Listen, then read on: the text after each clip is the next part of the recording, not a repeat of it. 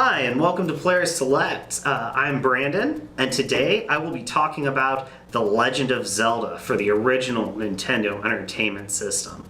This game was originally released in 1986 and was innovative in a number of ways and very influential. Today I'd like to talk about really three things about this game. First of all, the design and how influential it was, how it was ahead of its time and really thoughtful. I'd like to talk about the game itself, its mechanics, how it's influenced other games in the future, and I want to talk about how it's been personally important to myself. First, I think we should go to what is The Legend of Zelda. This game, originally released for the NES, was a overworld game that combined bullet hell with free world play and just a touch of drama and finesse. It has a pretty simple layout. The game primarily plays north, south, east, and west. You can travel those directions and you can attack in those directions. At first it feels a little binding, especially given that the enemies don't have to obey by these rules. The things that really allow this simple game to have good ambiance and design are its direction and its design, which are both accredited to one man, only known as 1010 on the credits. He is one of 7 people who made this amazing game. To this day, he still works for Nintendo and is a supervisor on almost all of the Legend of Zelda games. To his credit, this game is a small masterpiece, starting with its opening scroll. A singular frame with the beautiful music overlaid that gives you a slight airy feeling. Then, suddenly and dramatically, it switches to night, and you take on a stronger, more adventurous tone, a sense of adventure and drama.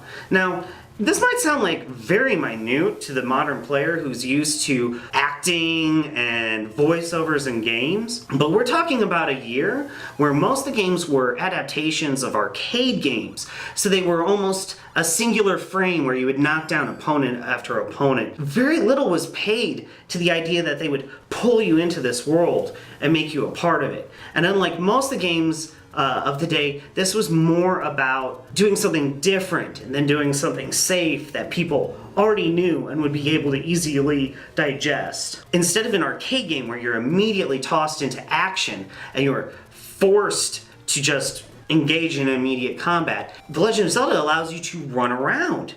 It allows you to choose to fight or not fight. And that was really revolutionary for the time. In addition to that, it had a save function. So the game could be long and in depth. That was really amazing because most of the games had the idea that you kind of have to get to a point and maybe you'll get a code. When I say massive open world, you have to realize that we're talking about for the day. In fact, what you have is a cool blue square in the corner that has you as a little flashing dot, and you can move north, south, east, or west most of the time.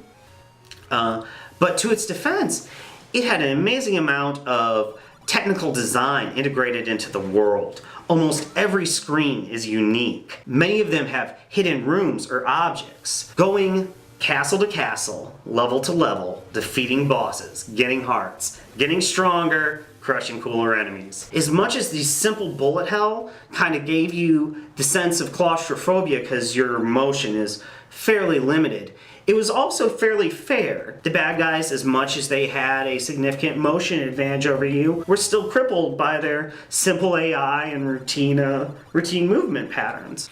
In the game itself, there are 9 levels distributed amongst the overworld map. Now, at first these levels are pretty simple to get to. They'll have like a straightforward bridge that takes you there. Or you just climb up a set of stairs and there it is. But this game was very dastardly too. It liked to hide things on you. It liked to make sure you couldn't find them.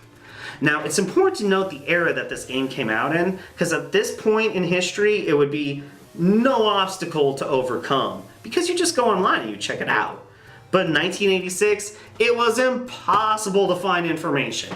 Which brings me to probably one of my favorite parts of this game, the musical design. Every part of this game sounds really cool. They're this kind of sounds that get in your soul and you look for them. The opening of a magic door, or more importantly, the picking up of a new item when he pulls it up over his head. It's like, da da da da. You're like, yes! The one thing I would say that always kind of bugged me about the music design was the sound that it would make when your hearts would get low. When you got below a certain point, it would begin to make this continuous beeping sound. Boop, boop, boop. It would become totally what you hear. I mean, there would be other sounds, but it was just so continuous, and it would go until you got more life. I know I'm almost dead. You don't have to keep telling me every second. I know how close I am to death. But it did give you a sense of dread. But that is a minor quorum with a game that otherwise sounds amazing.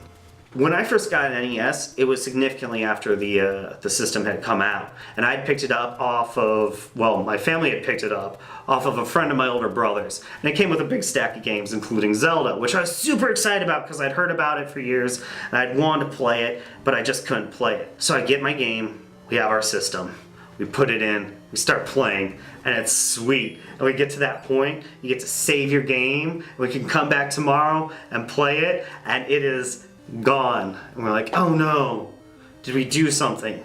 So you go and you ask around. People say you have to turn off your system just so, or it deletes the game. So we start learning how to turn off the system just so, and no, didn't work. Game's still deleted. We tried and we tried, but nope, the battery is just destroyed. I don't know if it was a malfunction at the factory or got dropped or burned out. So I was personally trapped with this game I wanted to beat, but it was so long and it was so in depth, and I was so young.